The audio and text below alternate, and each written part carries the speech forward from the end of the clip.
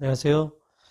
자, 이번 시간에는 대여금 중에서 공탁 부분부터 살펴보도록 하겠습니다.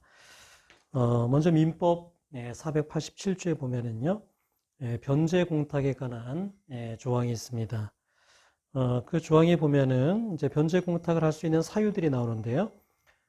채권자가 변제를 받지 아니하거나 수령을 거부하는 거죠. 받을 수 없는 때, 이건 수령 불능입니다. 이때 이제 변제자는 채권자를 위하여 변제의 목적물을 공탁하여 그 채무를 면할 수 있다. 네, 그래서 수령 거부, 수령 불능. 그때 이제 공탁할 수 있고요. 그 다음 문장을 보면 변제자가 과실 없이 채권자를 알 수 없는 경우에도 같다. 누가 채권자인지를 알기 어려운 경우, 채권자 불확지라고 합니다. 이 경우에도 변제 공탁을 할 수가 있습니다. 자, 그 다음 488조, 489조에 보면은요, 이렇게 변제 공탁을 하게 되면은 이 채무가 이제 소멸이 됩니다. 그러니까 변제의 효과에 의해서 이게 채무가 소멸이 되게 되는데, 다만 채무자가 공탁물을 회수할 수 있습니다. 이제 일정한 요건은 있어야 돼요. 채권자가 이제 공탁을 승인하기 전에 뭐 이런 그런 이제 시간적인 한계가 있지만 그런 경우에 이제 그 공탁한 거를 회수할 수가 있습니다. 그러면 공탁하지 아니한 것으로 봅니다. 그래서 채무가 소멸했다가도요 다시 회수를 하게 되면은 그러니까 변제 효과가 소멸하게 됩니다. 그러니까 변제가 되지 않은 것으로 보게 돼요. 채무 소멸의 효과가 없어지게 되고 채무가 다시 부활하게 됩니다. 자, 그다음에 이제 민사집행법 248조를 보면은요, 집행법상의 공탁이 있습니다. 좀 전에 봤던 민법은요, 변제 공탁이고, 집행법에 있는 248조에 있는 공탁은요, 집행법상의 공탁, 집행공탁이라고 합니다. 이거는 이제 어떤 채권에 대한 압류가 있다 이거야. 그런 경우에 제3채무자가 하는 공탁입니다. 예를 들어서 A가 B에 대한 1억 원 채권에게 해가지고 B가 C에 대해서 가지고 있는 요 1억 원 채권에 대해서 압류를 했을 때 C가 이거를 이제 공탁하는 거. 이거는 이제 집행 공탁입니다. 그래서 이 집행 공탁의 경우에는요, 법원에서 요 B의 채권자, 여러 그 집행 채권자들에게 순위에 따라서 그 채권 순위에 따라서 배당을 하게 되는 배당이 이제 어떤 전제가 된 그런 이제 공탁을 하게 되는데요. 1항에 보면은 제3채무자는 압류에 관련된 금전채권의 전액을 공탁할 수 있다라고 되어 있습니다. 이 제3채무자는 법원에 이거를 이제 공탁할 수 있다. 그러니까 권리 공탁이 원칙입니다. 꼭 이걸 공탁을 해야 되는 건 아니고요. 그러니까 사실은 제3채무자 입장에서는 이게 이제 압류가 되면은 지급 금지가 되잖아요. 그러니까 지급을 하고 싶어도 지급을 할 수 없지 않습니까?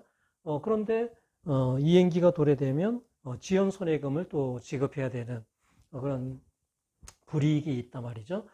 따라서 제3채무자 입장에서는 여기서 좀 벗어나고 싶다. 그럴 때 이제 이 공탁을 선택할 수 있는 거예요. 그래서 권리 공탁입니다. 자, 그런데 사망에 보면은 압류가 경합된 상태에서 어떤 압류 채권자가 이제 그 공탁을 요구하면, 예를 들어서 요 B에 이제 다른 채권자인 D도 이렇게 1억 원의 채권으로 이제 압류를 했다 이거예요. 그러니까 압류권자가 이렇게 둘입니다. 그런데 집행채권액의 합이 1억 플러스 1억이니까 2억이잖아요. 이게 요 피압류 채권보다 더 큰 거, 초과하는 거, 그게 이제 압류 경합 상태라고 합니다. 그렇게 압류 경합 상태에서 어떤 이제 압류 채권자가 이제 요청을 하는 거예요. 공탁을 해달라. 그러면 이때는 권리가 아니라 이제 의무 공탁입니다. 그래서 C의 입장에서는요, 이거를 공탁할 의무가 있어요. 만약에 공탁을 하지 않고 C가 만약에 A에게 그냥 임의로 변제를 해버렸다. 그런 경우에는 면책되지 않습니다. 그래서 집행공탁의 경우에는 원칙적으로는 권리공탁인데 압류가 경합된 상태에서 어떤 압류 채권자가 요청을 하면 그때는 의무공탁이 된다라는 것입니다. 자, 그 다음에 4번에 보면은요, 사항에 보면은 이게 공탁을 할 때는요, 이제 사유 신고를 하게 되어 있습니다. 내가 왜 공탁을 하는지 뭐 이런 사유 신고를 하게 되어 있다. 그 다음에 291조 민사집행법 291조에 보면은요, 가압류의 경우에도 좀 전에 그 봤던 248조 그 조항이 준용이 됩니다. 그래서 압류, 가압류의 경우에도 똑같은 법리가 적용이 돼요. 권리공탁, 의무공탁 이런 조항이 그대로 적용이 됩니다. 자, 1번 판례를 보면은요. 자, 1번 판례는 뭐냐면은 이제 변제 공탁을 이제 하게 되면은 그러면 변제 효력이 발생을 해서 채무는 소멸하게 됩니다. 그러나 회수를 해버리면요, 채무자가 공탁물을 회수를 하면은 채권 소멸의 효력은 없어져 버립니다. 다시 부활해요. 채무가 다시금 살아나게 된다. 그리고 그 회수는요, 채무자가 직접 할 수도 있지만 채무자의 그 공탁금 회수 청구권을 채무자의 다른 채권자가 압류 추심 명령을 통해서 회수할 수도 있다라는 것입니다. 자, 이제 그 사례는 이런 겁니다. A가 B에 대해서 이제 두 개의 이제 채권을 이제 가지고 있습니다. A가 B에 대해서 뭐 1,000만 원의 이제 어떤 채권을 가지고 있고요. 또 이렇게 1,000만 원의 채권을 가지고 있다. 이제 두 개의 채권을 가지고 있는데요. 요 1번 채권에 대해서는 이렇게 가등기 담보로서 가등기 권리를 가지고 있습니다. 자, 그리고 이제 B가 요 1번 채권에 대해서 이제 변제 공탁을 이렇게 했습니다. 그래서 이제 요 채무가 소멸이 된 거예요. 그러니까 변제 효력이 발생해서 채무가 소멸이 되고 2번 채권이 남게 됐습니다. 자, 그런데 그 법원에 이렇게 공탁을 이제 한 경우에도 B는 공탁금 회수 청구권이 있잖아요. 공탁금을 회수를 할 수 있는 권리가 있잖아요. 그런데 B가 요 2번 채권을 집행채권으로 해서 B가 법원에 대해서 가지고 있는 공탁금 회수 청구권에 대해서 압류, 그 다음에 추심을 한다, 얘가. 압류, 추심 명령을 이렇게 A가 했습니다. 그렇게 되면 요 공탁 같은 것을 회수하게 되니까 요 채권이 부활하게 되죠. 채무 소멸의 효과가 소급해서 없어져 버립니다. 그리고 요 채권이 변제가 되는 것이죠. 그러니까 추심하고 충당을 하는 방법으로 요 채권이 소멸하게 된다라는 것입니다. 그러니까 아마도 A의 입장에서는 이 1번 채권은 가등기가 되어 있으니까 담보가 있으니까 이 채권이 소멸되는 것보다는 이 채권이 이제 소멸이 되고 이 채권은 이제 부활이 되는 것이 채권 확보에 유리하다라고 판단한 것으로 보입니다. 이런 방법으로 권리 행사를 할 수도 있다는 거예요. 뭐 상당히 법률적인 지식이 있어야겠지만요. 그래서 그 판례에서는 공탁금을 회수하게 되면은 채무 소멸의 효력이 소급해서 없어지게 되고 그 회수는 채무자가 할 수도 있지만 이렇게 채권자가 어떤 압류 추심의 방법으로 할 수도 있다라는 것입니다. 자, 2번 판례도요. 이제 비슷한 취지의 이제 판례입니다.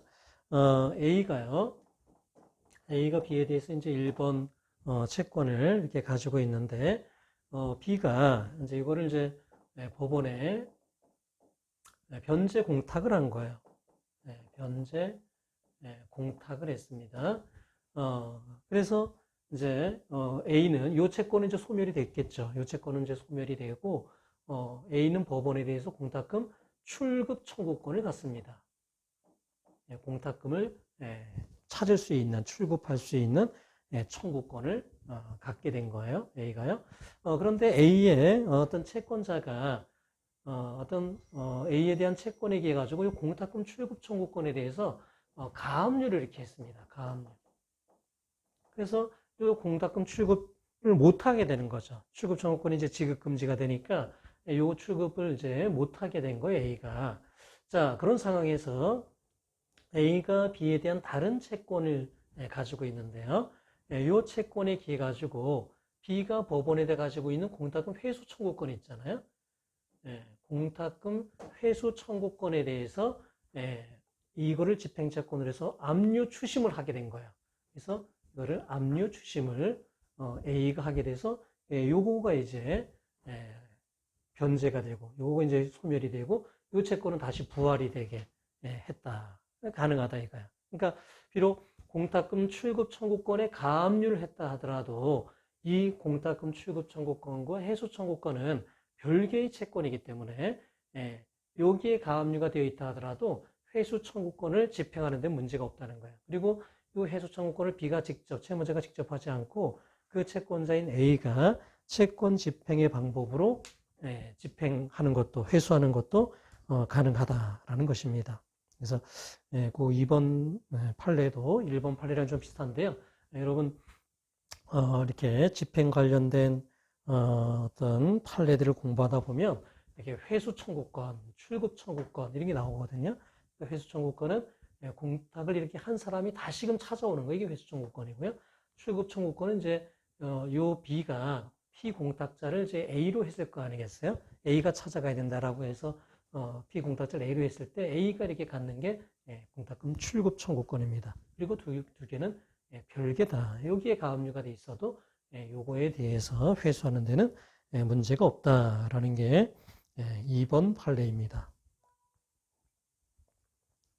자, 그 다음에 3번 판례입니다.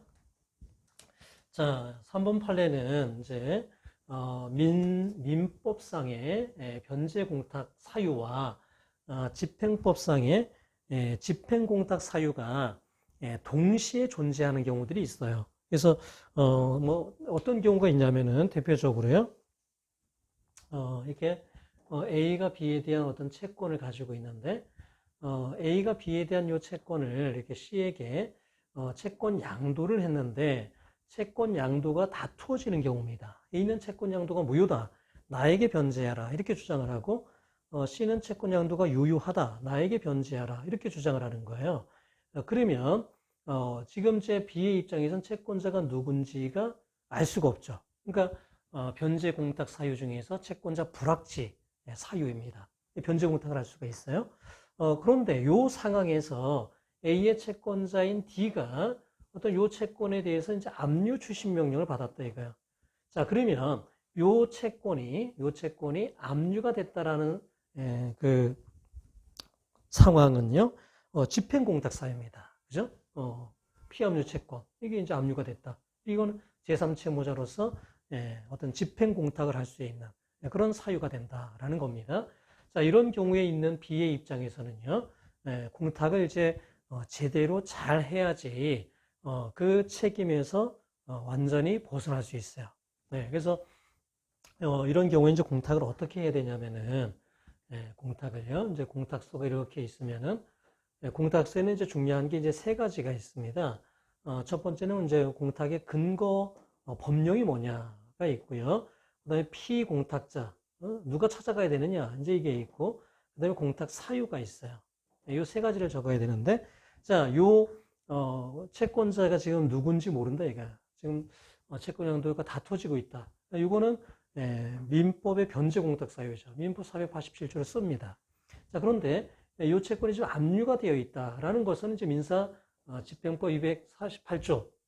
그래서 이거는 이제 집행공탁 사유죠. 두 가지 근거 법령을 다 기재를 해줘요. 그 다음에 피공탁자는요, 누가 찾아가야 되느냐? 이 1억 원, B가 이 1억 원을 공탁을 했을 때, 이 돈은 누가 찾아가야 되냐면은, 채권 양도가 유효하면 C가 찾아가는 거고요. 채권 양도가 무효이면 이건 A 거니까 A의 집행 채권자들이 이제 배당을 받아야겠죠. 그래서 이게 누구 돈이냐? 1억 원이. 그럼 A 또는 C 겁니다. A와 C예요. 그래서 이게 집행공탁에서는 피공탁자라는 개념이 없습니다. 집행공탁은 법원에서 권리 순위에 따라서 알아서 배당을 해주는 거거든요. 그래서 요 피공탁자는요, 변제공탁에서 피공탁자라는 개념이 있습니다. 그래서 보통은 채권자겠죠. 채권자. 그 다음에 채권자 불합치에서는 A와 C 이렇게 되겠죠. 자, 공탁 사유는요, 이거는 채권자 불합치, 그것도 써주고요, 불합치. 그 다음에 이 채권이 압류되어 있다. 이거를 다 써주면 두 가지의 어떤 성격이 다 있는 공탁을 하게 된 거예요. 이걸 이제 혼합공탁이라고 합니다. 강학상 어떤 법의 혼합공탁이라는 조항이 있지는 않고요. 강학상 혼합공탁이라고 합니다. 그러면 이제 B는요, 그 책임에서 1억 원을 이제 공탁함으로써 그 책임에서 완전히 벗어날 수가 있게 됩니다. 자, 이렇게 이제 혼합공탁을 하게 되면은 요 법원에서는요, 요 1억 원을 그럼 누구한테 주느냐 이거야. 1억 원을 누구에게 주느냐. 그래서 만약에 채권 양도가 유효하다면 이건 C에게 줘야겠죠. C에게 줍니다. 그럼 C는 어떻게 이 돈을 찾아갈 수 있냐면요, C는 공탁금 출급 청구권이 A가 아니라 자기에 있다는 확인 소송을 제기하는데요. A와 D를 상대로 공탁금 출급 청구권이 자신에게 있다는 확인 소송을 제기합니다. 그래서 승소 판결을 받으면요, 그 1억 원은 법원에서 C에게 줍니다. 자, 이해되시나요? 공탁금 출급 청구권이 자신에게 있다는 확인 소송을 이 A와 A의 집행채권자인 D, 또 집행채권자 여러 명 다를 피고로 해서 확인 소송을 제기한다. 그리고 승소 판결을 받아서 법원에 제출하면 내줍니다. 자, 만약에 A의 채권자인 D가 이거를 배당을 받고 싶다. 그러면 어떻게 하냐면요, D도 공탁금 출급 청구권이 A에게 있다라는 확인 소송을요, C를 상대로 제기합니다. 그러니까 C를 상대로 피고가 C예요. 공탁금 출급 청구권이 소외 A에게 있다는 확인 소송을 제기해서 승소 판결을 받아서 제출하면 법원에서는 이게 A 거구나. 그러니까 A의 집행채권자들에게 배당을 해주면 되겠구나. 라고 해서 배당을 하게 됩니다. 그래서 그런 식으로 이제 혼합공탁이 됐을 때는요, 공탁금을 그런 식으로 이제 처리하게 됩니다. 그래서 만약에 이런 혼합공탁을 안 하고요, 이 상황에서 그냥 만약에 집행공탁을 해버렸다 이거야. 집행공탁을. 그러면 집행공탁이라는 건 뭐냐면은 배당을 해달라는 거거든요. 그러니까 이 압류 채무자의 집행채권자들에게 순위에 따라 배당을 해줬어요. 그런데 채권 양도가 유효하다라고 밝혀지면 이중 지급을 해야 됩니다. 그죠? 왜냐하면 이거는 채권 양도가 유효하니까 이거 양수인 거거든요. 그러니까 이거는 배당을 했다 하더라도 이 양수인에게 나중에 또 지급을 해야 돼요. 그러니까 이중 변제 위험을 또 안게 되는 겁니다. 그래서 정확하게 공탁을 해야 된다. 그리고 두 가지 사유가 다 있을 때는요, 혼합 공탁을 해야지 된다. 그리고 판시 2번에 보면은 집행 채권자가 배당을 받기 위해서는요, 그 공탁금 출구권이 채무자에게 있다는 확인 소송을 다른 피공탁자를 상대로 이제 해야 되는 거예요. 자, 그리고 판시 3번에 보면은요, 집행채권자가 제출해야 되는 거는 공탁금 출급 청구권 확인 소송이지, 거기 보면은 전부금 채권을 가지고 있다는 확인 이런 건 안 됩니다. 그러니까 이게 혼합 공탁이 되어 있을 때 이거를 받기 위해서는요, 반드시 공탁금 출급 청구권이 누구에게 있다. 그러니까 아까 얘기했던 그 채권 양수인 입장에서는 자기에게 있다라는 확인 소송을 받으면 그 사람에게 줄 거고요. 만약에 압류 채무자에게 있다는 확인 소송이 되면 그 집행 채권자들에게 배당을 해줄 겁니다. 그러니까 그 공탁금을 수령하기 위해서 필요한 그 판결은 공탁금 출급 청구권이 누구에게 있다는 그 확인, 소송에서의 승소 판결이 된다는 것이죠. 자, 그 다음에 이제 4번에 나와 있는 판례는요, 뭐 이런 겁니다. 이렇게 A가 B에 대해서 이렇게 어떤 채권을 가지고 있어요. 그래서 이제 압류 추심 명령을 이렇게 받은 상태이다라는 거예요. 그리고 이제 뭐 만약에 이게 뭐 D에게는 뭐 양도가 됐다든가 이렇게 돼가지고 어떤 혼합 공탁이 이제 만약에 되어 있다 이거 C가 1억 원을 이제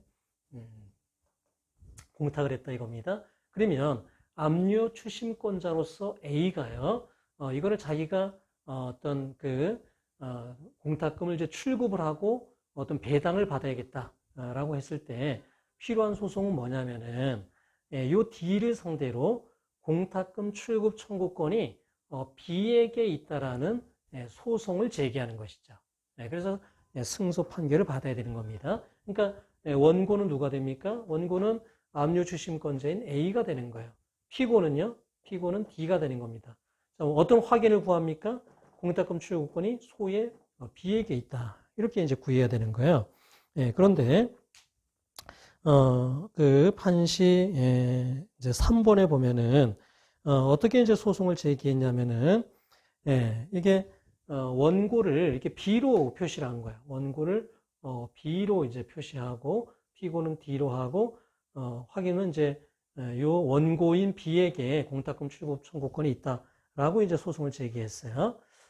그런데 이게 또 어떤 추심권자는 채무자를 가름해서 이제 어떤 추심의 권한을 얻는 거기 때문에 어떤 그 원고가 이제 B가 아니라 A가 돼야 되거든요. 원고는 자기 이름으로 추심권자 자기 이름으로 이제 추심을 하는 거기 때문에 원고가 A가 돼야 되는 거예요. 그런데 이제 원고를 B로 이렇게 표시를 했으니까 법원에서 뭔가 잘못됐다 이렇게 얘기했겠죠.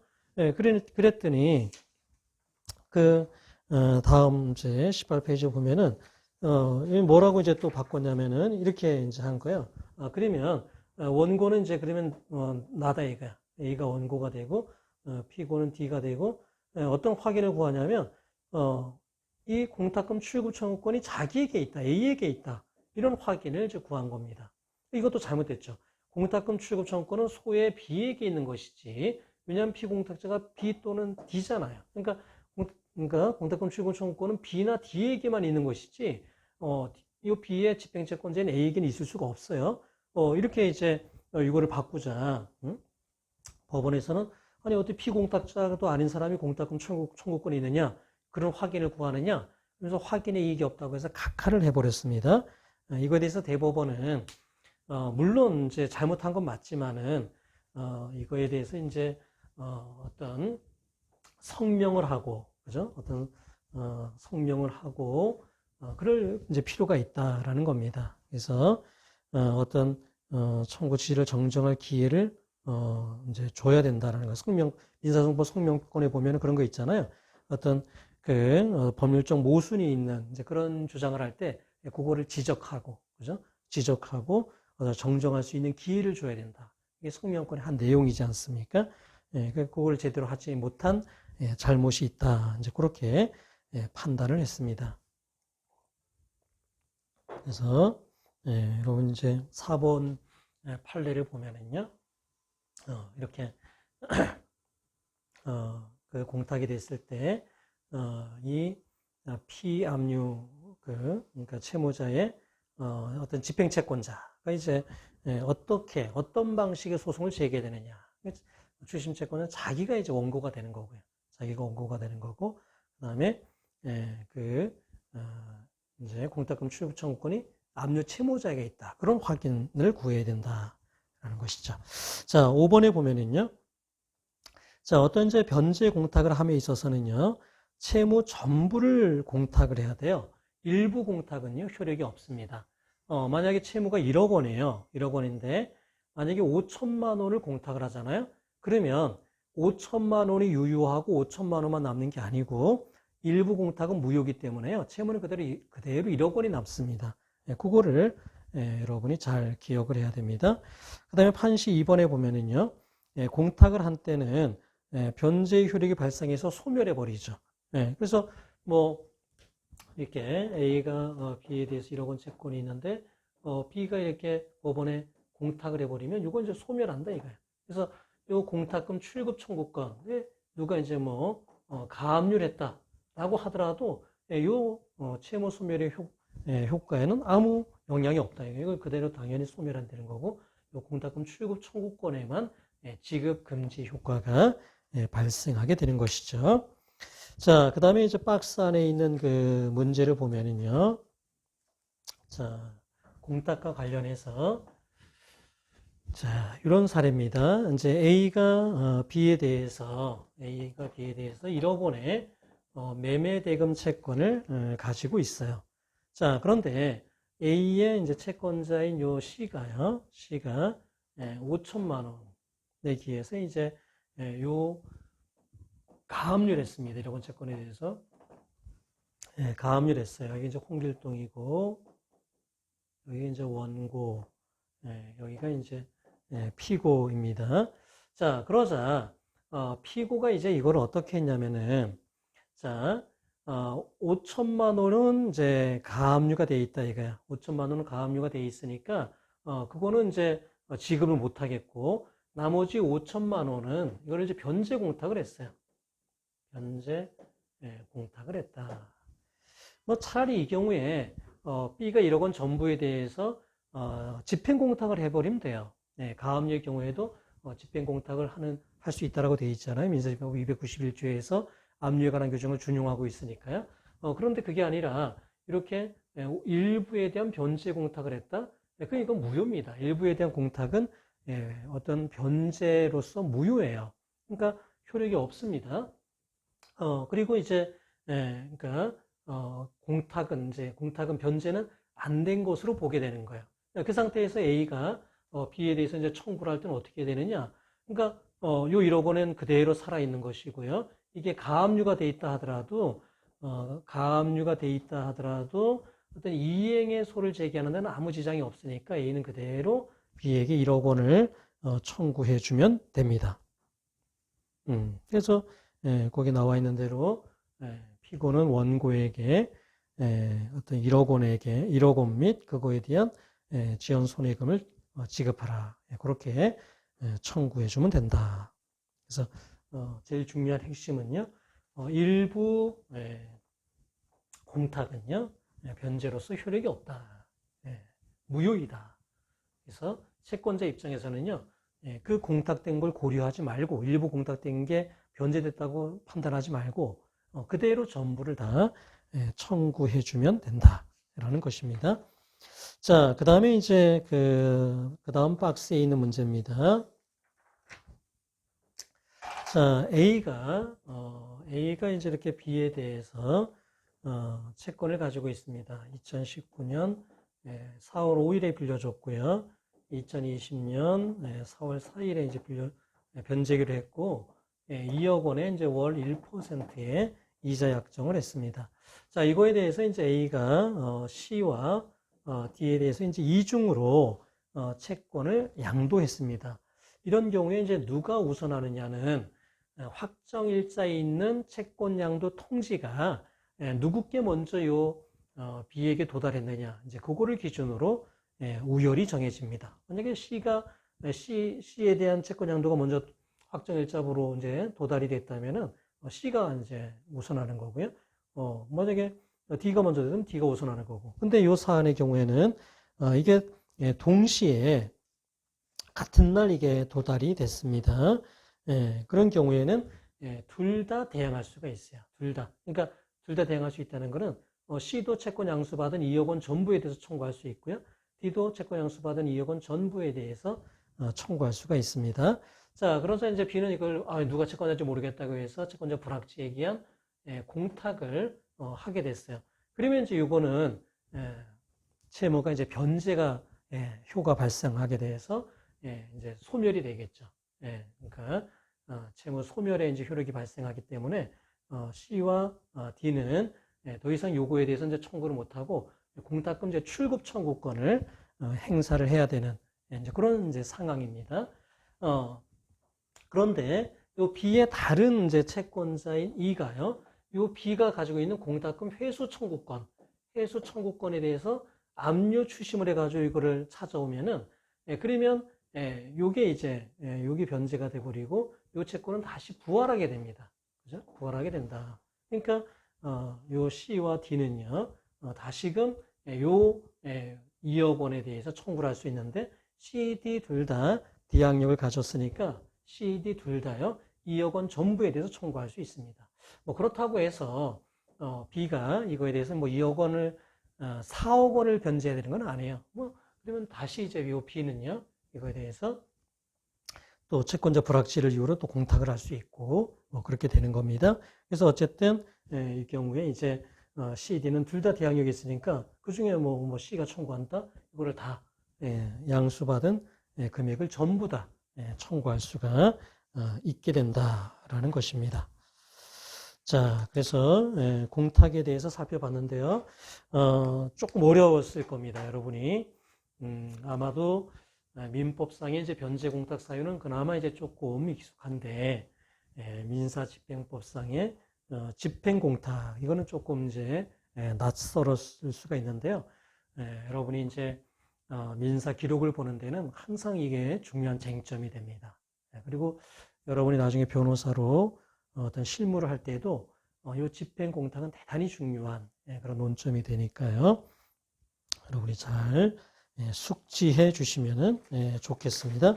자, 그 다음에 이제 변제에 대해서 보겠는데요. 변제에 있어서는 민사 기록에서 제일 중요한 거는 변제 충당입니다. 그러니까 어떤 채무가 여러 개일 때 일부만 만족시킬 수 있다. 그럼 어느 채무에 먼저 충당되느냐. 이게 이제 아주 중요한 논점인데, 요 변제 충당, 뭐 뒤에 보게 되는 상계의 경우에도요, 이게 두 개가 이제 다 완전히 다 이렇게 소멸되지 않을 때는 충당의 법리가 그대로 적용이 돼서 이제 상계 충당이 있게 되는데요. 거의 뭐 매년 이런 변호사 시험에는 이런 충당의 문제들은 늘상 나온다 이거야. 늘상 나온다. 그래서 아주 출제가 많이 되는 부분이니까요. 여러분이 잘 기억하시면 되겠습니다. 이 부분은 뭐 아주 여러분이 트레이닝을 잘 해놔야 돼요. 트레이닝을요. 그래서 아주 익숙하게 숙달이 되도록 그렇게 할 필요가 있습니다. 어떤 변제 충당의 이제 어떤 그 방법은 우리 민법에는 이제 지정 충당이 있고 법정 충당이 있는데 이게 임의 규정이기 때문에요. 합의에 의해서 충당할 수가 있어요. 그러니까 합의 충당이 제일 우선합니다. 그 다음에 이제 합의 충당이 없을 때는 이제 지정 충당, 그게 없을 때는 법정 충당에 의합니다. 476조에 보면은 지정 변제 충당이 있는데요. 자, 이때는 1항에 보면은 변제자에게 먼저 그 지정권이 있어요. 그러니까 변제하는 사람이 어느 채무에 내가 이제 변제하겠다 이렇게 지정을 하면 그게 이제 효력이 있습니다. 2항에 보면은요, 변제를 받는 자의 지정은요, 그러니까 변제하는 사람이 지정하지 않았을 때, 그럴 때 이제 지정을 할 수가 있고요. 또 이렇게 변제 받는 사람이 지정을 했을 때 변제자가 그거에 대해서 이의를 또 할 수 있어요. 그러니까 항상 지정권은 변제자에게 더 우선이 있는 거예요. 그래서 변제자가 지정을 할 수 있고, 변제자가 안 했을 때는 변제 받는 사람이 지정할 수 있지만, 변제자가 이의를 제기하면 이때는 법정 충당으로 가게 됩니다. 네. 그리고 법 조문에는 이렇게 변제자가 이의를 했을 때 어떻게 된다고 하는 규정은 없지만, 우리 통설의 견해는 법정 충당으로 간다. 그렇게 보고 있어요. 자, 그 다음에 이제 법정 변제 충당의 경우에는요, 이제 순수가 있는데, 이건 여러분이 아주 다 외워 두셔야 됩니다. 하나는 이행기가 도래한 게 있다, 도래하지 않은 게 있다, 그 이행기가 도래한 거에 먼저 충당이 되고요. 2호, 둘 다 도래했거나 도래하지 않았다면 변제이익이 많은 겁니다. 이율이 더 높다든가요. 자, 그 다음에 3호, 둘 다 이제 이익이 같다, 변제이익도 같다라고 하면 이행기가 먼저 도래했거나 먼저 도래할, 거기에 이제 충당이 되고요. 4호, 그것도 같으면 채무에게 비례해서 충당이 됩니다. 그 다음에 479조에 보면은요, 그러니까 지정 충당에 의해서는 비용이자 원본의 순서를 변경할 수는 없습니다. 그러니까 이게 시험에 많이 나죠. 그러니까, 합의 충당에 의해서는 이 비용이자 원본의 순서도 바꿀 수 있지만은 지정 충당으로는 그거를 이제 바꿀 수는 없어요. 그러니까 비용이자 원본, 이제 요거는 지정 충당이 있어도 그 비용이자 원본의 순서대로 충당이 되어야 된다라는 것이죠. 그래서 뭐 이거는 시험에 아주 단골로 나오는 겁니다. 자, 판례들을 보면은요. 자, 1번 판례는 지정 충당의 경우에는요. 지정은 상대방에 대한 의사 표시로 이제 하는 거예요. 지정 충당은요. 그런데 요 사안은 뭐냐면은 지정 충당을 한 게 아니고 변제 충당에 대한 합의가 있었습니다. 합의. 어떤 합의를 했냐면은 만약에 어떤 변제한 금액이 부족할 때 어느 채무에 충당이 되는지는 채권자가 적당하게 그거를 지정한다. 이렇게 한 거예요. 채권자가 적당하다고 인정하는 순서와 방법에 의하여 충당하기로 한다. 그렇게 한 겁니다. 그런 경우에는 꼭 이 채권자가 채무자에 대한 의사표시가 없어도 적당한 방법에 의해서 어떤 순서와 방법을 정했다 이거야. 그러면 그거에 따라서 충당의 효력이 발생한다라는 것입니다. 그러니까 이 경우는 어찌 보면 지정 충당이 아니고 어떤 변제 충당에 관한 합의에 기한 거니까요. 꼭 상대방에 대한 의사표시로서 하지 않아도 그 합의에서 정한 방식에 맞게만 정하면 그 방법으로 충당이 된다라는 겁니다. 자, 그 다음에 이제 2번 판례를 보면은요. 판시 1번에 불법 행위로 인한 손해배상 채무는요. 지연 손해금이 동시에 그날 바로 발생해. 교통사고 오늘 발생했다 이거예요. 그러면 그 손해배상금에 대한 지연 손해금은요. 그날부터 불법 행위 일부터 발생합니다. 보통 지연 손해금은 이제 뭐 그 다음 날부터 발생하거나 이게 많잖아요. 근데 불법 행위의 경우에는 어떤 채무자에 대한 충분한 구제 뭐 이런 차원에서 불법 행위가 있은 날부터 바로 지연 손해금이 발생한다. 그거는 뭐 상식으로 여러분이 알아두시면 되겠고요. 그 다음에 판시 2번에 보면은 비용이자 원본의 순서는요. 이게 지정으로 바꿀 수가 없어요. 지정 충당의 방법으로 바꿀 수 없습니다. 합의 충당으로는 바꿀 수가 있어요. 합의 충당으로는요. 근데 이거를 그러한 합의가 있었다. 특히 뭐 묵시적 합의가 있었다. 그건 그렇게 너무 쉽게 인정할 수는 없습니다. 그래서 여러분이 기록을 볼 때도 이게 묵시적 합의를 너무 쉽게 인정하면 안 돼요. 그러니까 기본적으로는 비용이자 원본의 순서는 바꿀 수 없다. 지정으로 바꿀 수 없다. 그거를 이제 여러분이 더 명확하게 기억을 하시는 게 좋습니다. 요 사안은 뭐였냐면은 1심에서 이제 어떤 손해배상에 대한 판결이 났습니다. 그리고 1심 판결이 나고 채무자가 이제 1억 원을 지급을 했을 때 그 1억 원이 원금에 먼저 충당이 되느냐 아니면 지연 손해금에 먼저 충당이 되느냐라는 것인데요. 우리 대법원은 비용이자 원본의 순서는 바꿀 수 없으니까 지정에 의해서 어떤 합의 충당이 있었다는 증거가 없는 이상에는 지연 손해금에 먼저 충당되는 것이 옳다는 게 우리 대법원의 입장입니다. 자, 그 다음에 3번 판례는요. 법정 충당에 있어서 뭐 변제이가 도래한 거, 도래 안 한 거, 이제 도래한 게 이제 먼저 충당이 돼요. 그 다음에는 변제이익이 더 큰 건데 변제이익이 이제 어떤 게 더 크냐 이게 명확하진 않습니다. 그렇게 판단하는 게 그렇게 수월하진 않아요. 그래서 3번에 보면은 A가 B에 대한 이제 이렇게 채권이 이제 두 개가 있어요. 두 개가 있는데 요 채무에 대해서 이제 C가 이거에 대해서 이제 연대 보증을 썼다 이거예요. 연대 보증을. 자, 근데 B의 입장에서는요. 그냥 연대 보증인이 없는 채무, 보증인이 있는 채무 둘 다 B의 입장에서는 다 뭐 자기가 이제 채무자이기 때문에 변제이익은 같다라는 게 우리 대법원의 입장입니다. 요 B의 입장에서는요, 보증인이 없는 채무, 보증인이 있는 채무 다 변제이익이 같다. 이게 우리 대법원의 입장이다. 그러니까 뭐 이게 뭐 변제이익이 뭐 이게 2번이 오히려 변제이익이 더 크다라고 볼 여지도 있어요, 사실은요. 왜냐면은 이거는 만약에 이제 C가 이거를 요 채무를 변제하게 되면 이제 구상을 해줘야 되고 좀 그럼 뭐 불편함이 있잖아요.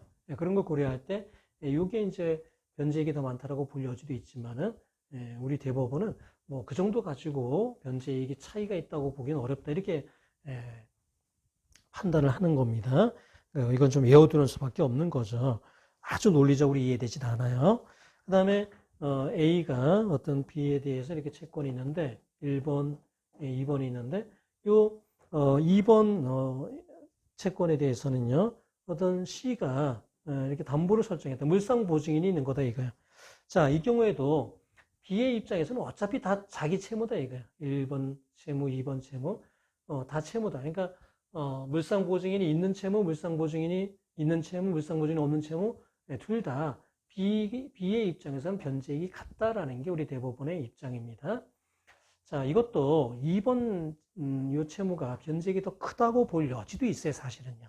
왜냐하면 이걸 만약에 C가 이렇게 뭐 변제를 해버리면은 구상권이 들어오고 뭐 복잡해진단 말이죠. 그런 걸 고려하면 이게 변제이익이 더 크다고 볼 여지도 있지만 그 정도는 변제이익의 차이가 없다는 게 우리 대법원의 입장이니까요. 그거는 여러분이 암기를 하시는 수밖에 없다라고 생각이 됩니다. 잠깐 쉬었다가 하겠습니다.